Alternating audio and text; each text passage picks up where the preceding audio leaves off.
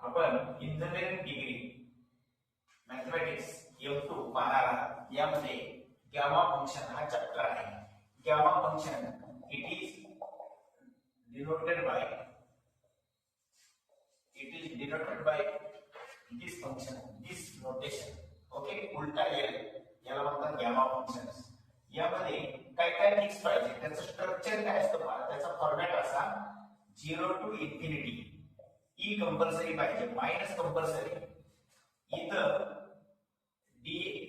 जर मी एखादं व्हेरिएबल लिहिलं x, तर हाच व्हेरिएबल इथं पाहिजे x आणि इनटू dx, आणि पलीकडे हा सिम्बॉल असतो गॅमा फंक्शनचा सिम्बॉल. मग याचा आन्सर काय लिहितात, हे परमनंटली पाहिजे, हे परफेक्ट पाहिजे. 0 to infinity e⁻x into x into dx. मग होतं काय, इथं जर पॉवर मी n-1 लिहिली तर 1 ने पॉवर ऍड करायची. या पॉवर मध्ये +1 करून आन्सर येतं n. मग हा येतं गॅमा n.